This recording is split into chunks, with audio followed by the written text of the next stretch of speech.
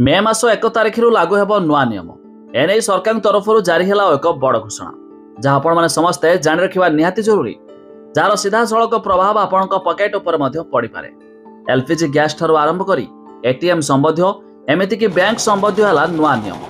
आसतु जानिबा संपूर्ण अपडेट ता पूर्व वीडियो को लाइक करंतु, सब्सक्राइब करना एबे सब्सक्राइब करी पाखर थिबा घंटी चिन्ह को दबाई दियंतु। प्रथमटी देखंतु प्रति ट्रांजैक्शन रे लागिबो चार्ज। मे 1 तारिख एटीएम रु टंका उठाइले देबाकू पड़िबो चार्ज। एहा द्वारा विशेष करी कैश ट्रांजैक्शन करुथिबा ग्राहक माने प्रभावित हेबे।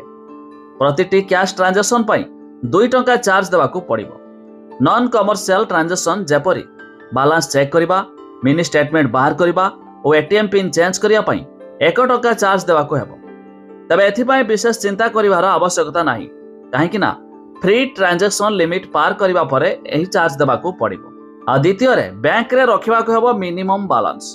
अकाउंट रो वेराइटी मुताबक मिनिमम बैलेंस नियम अलग रही थाए। यस बैंक रो वेबसाइट रिपोर्ट मुताबक यार प्रो मैक्स अकाउंट रे एणिकी अति कम रे 50,000 टंका बैलेंस रखिबाकू हेबो। सही भली सेविंग अकाउंट प्रो प्लस रे अति कम रे 25,000 टंका बैलेंस रखिबाकू हेबो। ता नहले ग्राहकों को मिनिमम बैलेंस माई चार्ज देबाकू हेबो।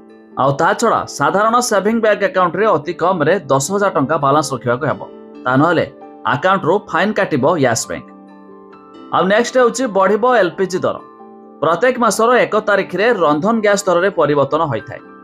पेट्रोलियम मार्केटिंग कंपनी प्रति मास पहिलारु रंधन और इंधन गैस दर स्थिर करि थाए।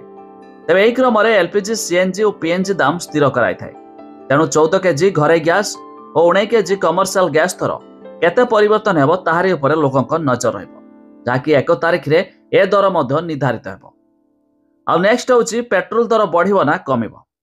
तबे पेट्रोलियम मार्केटिंग कंपनी गुडिक प्रत्येक मास 1 तारिख रे गैस दर सह पेट्रोल और डीजेल दर मध्य स्थिर करिथांती। तेणु पेट्रोल दर मध्य लोके बड़ परिवर्तन देखि पारंती, जहां मध्य आगामी 1 तारिख अर्थात मे मास 1 तारिख रे यह बढ़िबो ना कमिबो ताहा भी मध्य आपण जानि पारिबे।